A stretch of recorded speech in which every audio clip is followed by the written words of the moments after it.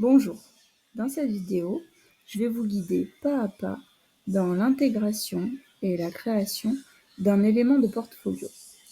Pour que vous ayez une idée un petit peu plus claire de ce dont je parle, on va se rendre dans location de costumes, ici. Quand on scrolle un petit peu, on peut voir qu'il y a 5 catégories pour les accessoires et 10 catégories pour les costumes. Dans notre exemple d'aujourd'hui, on va rentrer une tunique. Comme on peut le remarquer très facilement, les tuniques ont été détourées. Donc je vais vous montrer comment faire ça rapidement.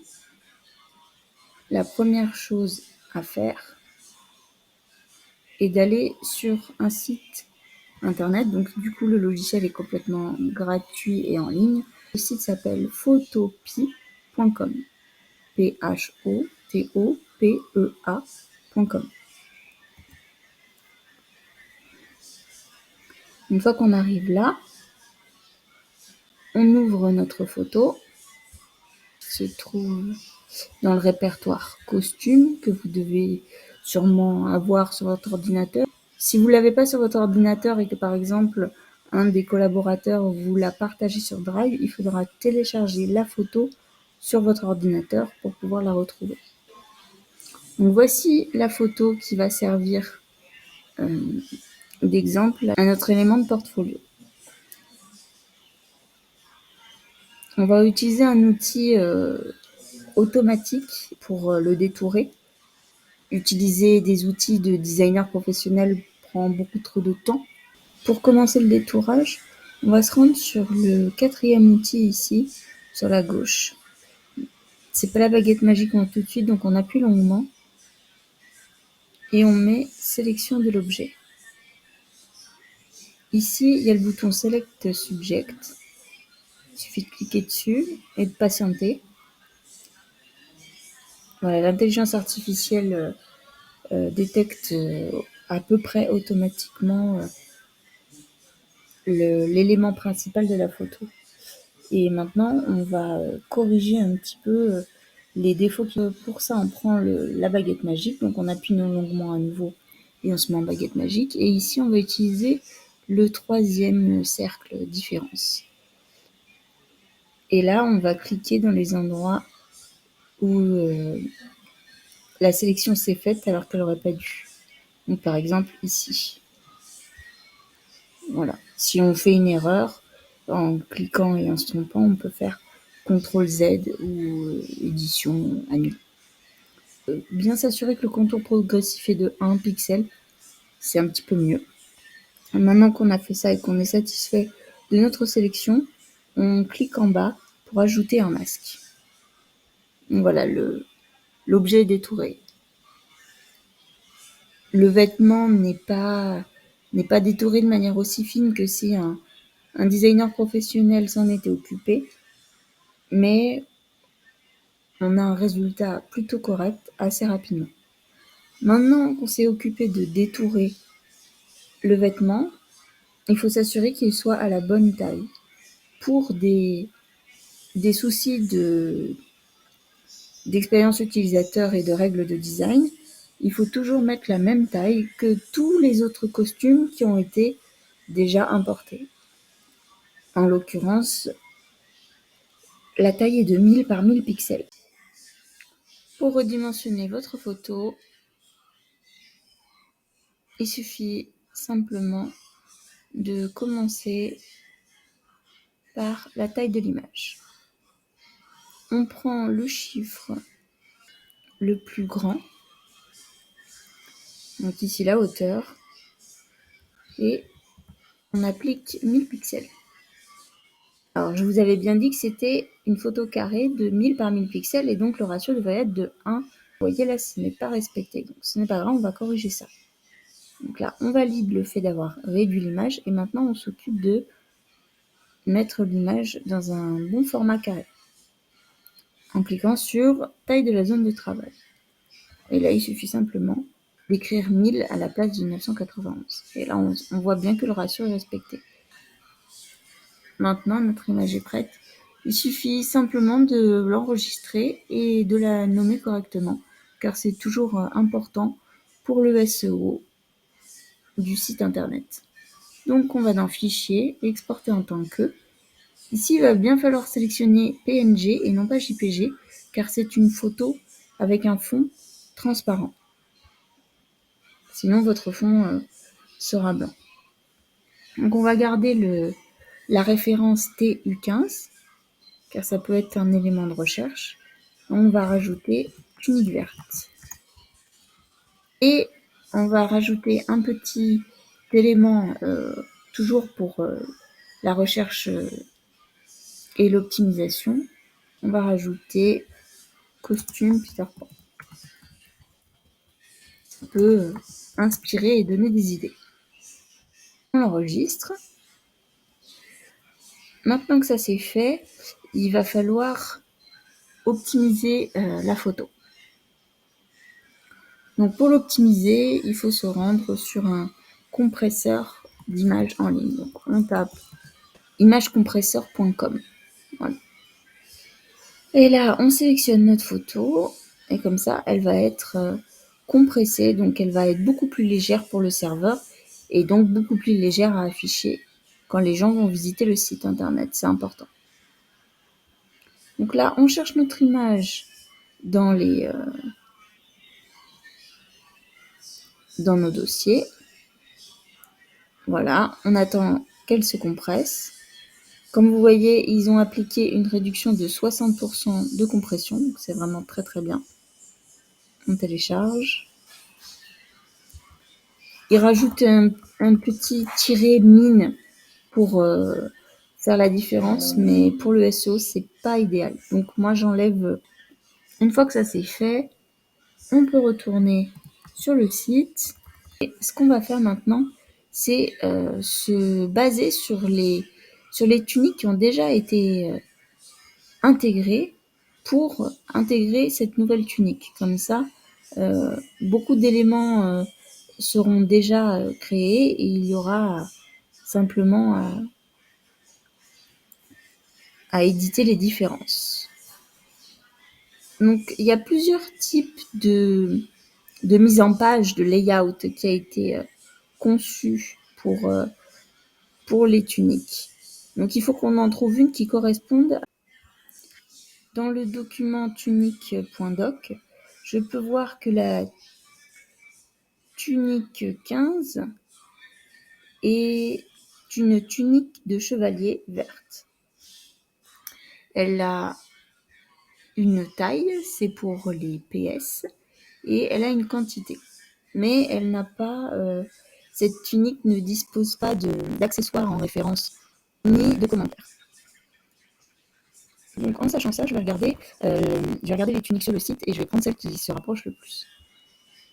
Donc par exemple, on peut voir que celle-ci a une référence, a une quantité, mais n'a pas de taille et elle a un commentaire. Donc ce n'est pas ce qui correspond le mieux.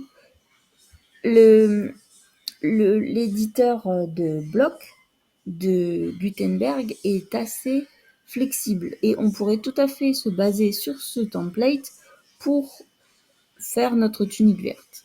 Mais pour des soucis de simplicité pour vous, je vais vous montrer avec un template qui se rapproche plus. Donc, il suffit simplement de revenir dans les autres tuniques et d'en chercher une autre.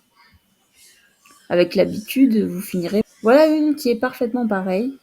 Il y a la référence, une quantité et une taille. Et c'est tout. Donc, c'est exactement celle qu'on veut. C'est le moment où vous devez rentrer vos identifiants pour vous connecter au back-office du site.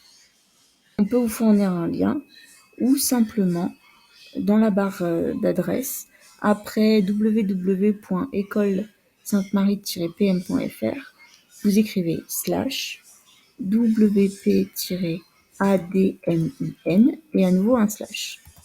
Vous tapez entrée et là vous obtenez un formulaire de connexion. Là vous rentrez votre identifiant, votre adresse email et votre mot de passe. Vous vous trouvez dans le back-office du site. Donc maintenant, vous avez deux choix. Pour retrouver le costume de feuille papillon sur lequel on va se baser pour créer notre tunique de chevalier verte, vous pouvez vous y rendre en back-office ou en front-office. Il y a peut-être un moyen qui vous perd moins que l'autre. Là, je vais vous montrer le moyen front-office. Donc, on retourne sur notre costume de feuille verte.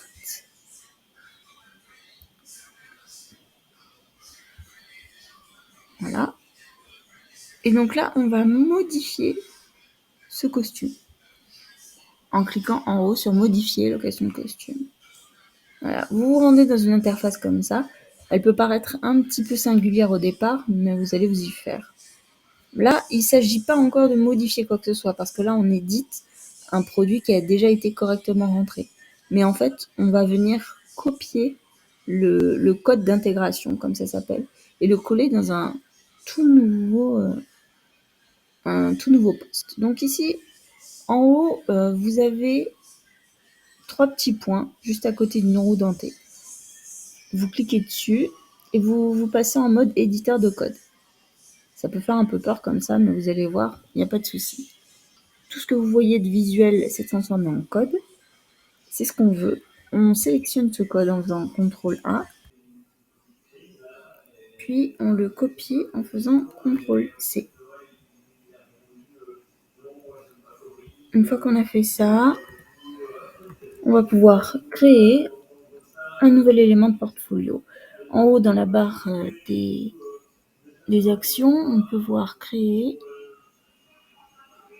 et on va cliquer sur location costume.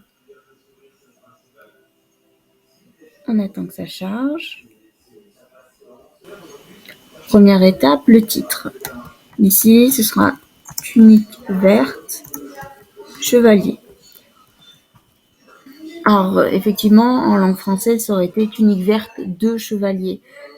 Mais ici, ce qui compte le plus, ce n'est pas la rédaction comme on pourrait le faire à l'école. Ici, ce qui compte, c'est plus l'alignement des différents titres. Et il faut essayer de respecter une cohérence de longueur dans les titres. Donc, je me limite à 3 mots. Comme ça, il y a moins de risques d'avoir des lignes qui feront 2, 3 lignes et d'autres qui n'en feront qu'une. Et ça, c'est quelque chose de désagréable pour le visiteur. Ici, où vous voyez commencer à écrire du texte ou du HTML, on peut coller le code qu'on vient de copier. Et ensuite, il suffira simplement de cliquer sur « Sortir de l'éditeur de code ». Comme vous pouvez le voir, l'interface est maintenant visuelle. Elle ne ressemble pas exactement à ce qu'on a vu en front office, mais c'est beaucoup plus simple d'éditer des valeurs dans ce genre d'interface que d'éditer des valeurs dans du code. Voilà en quoi l'éditeur de Gutenberg est beaucoup plus simple à manier. Donc ici, on voit qu'on a la référence sur cette colonne. Et comme on a copié déjà une tunique, il y a des choses qui sont déjà bien inscrites. Par exemple, le TU, c'est bon. Par contre, ce n'est pas le 5, c'est le 15. Donc, voilà. Il suffit simplement de faire un clic et on efface le 0 et on met un 1. C'est vraiment quelque chose d'abordable pour tout le monde. La quantité, ce n'est pas 3, c'est 13. Je me mets avant le 3, j'ajoute un petit 1. Alors là, on peut avoir l'impression que le chiffre est l'un en dessous de l'autre, mais vous verrez qu'en front office, l'interface que verra n'importe quel visiteur du site, il n'y aura aucun souci. Ensuite, la taille. Je peux faire CTRL plus A, exactement pareil. Ensuite, j'efface et là, j'écris PS. Donc, une fois que les informations sont éditées, on continue de descendre parce que c'est pas fini. Ici, il y a le formulaire de location. Il a déjà été paramétré par mes soins. Donc, il n'y a pas besoin d'y toucher. Et ici, vous voyez que c'est marqué autre tunique et autre costume. Et c'est pareil. Si vous faites bien attention de prendre un template de tunique pour une tunique et que vous faites bien attention de prendre un template de pantalon pour un pantalon, vous n'aurez pas besoin d'éditer non plus ces boutons. Donc c'est pour ça que je vous recommande toujours de prendre un template existant. Ça vous permet de faire moins d'éditions. Sur la colonne de droite, vous pouvez observer un emplacement qui s'appelle bloc. Il y en a un qui s'appelle location costume. C'est celui-là qui nous intéresse. Bloc, c'est plus pour éditer le design du bloc. Ça, il n'y a pas besoin vu qu'on a déjà un template. Donc là, la visibilité du post, du portfolio, publié immédiatement, c'est tout à fait ça. L'URL va changer. L'URL va prendre les mots de votre titre. Donc, vous n'avez pas besoin de vous en occuper. Le format, vous laissez. La catégorie, c'est là que vous mettez tunique. Ensuite, les étiquettes costumes. Alors, il faut mettre deux choses dans les étiquettes costumes. Il faut mettre la couleur du vêtement. Donc ici, vert. Vous pouvez commencer à taper et vous verrez qu'il y a une complétion automatique. Il suffira de cliquer dessus. Et ensuite, la taille. Donc ici, c'est petite section, donc PS. Et là, vous voyez qu'il est là et vous cliquez. Ensuite, il y a l'image de mise en avant. Donc c'est l'image qu'on a préparée tout à l'heure. Il suffit maintenant de cliquer sur téléverser des fichiers et de sélectionner le vêtement qu'on a détouré tout à l'heure. Et qu'on a aussi optimisé d'ailleurs. On attend que le chargement se fasse. Une fois que le chargement s'est fait, on peut voir ici 3 champs vides. Donc il faut prendre le champ de titre, le copier et le coller dans les autres champs. C'est encore une fois une optimisation pour les moteurs de recherche. On attend qu'ici cette petite icône disparaisse. Ça voudra dire que le système a bien pris en compte vos 4 champs et on clique sur définir l'image de mise en avant.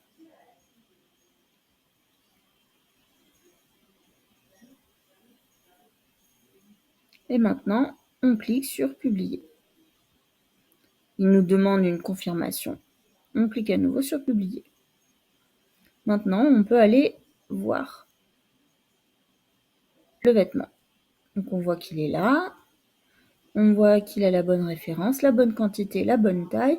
On voit que le formulaire est présent et qu'on peut retourner aux autres tuniques ou aux costumes.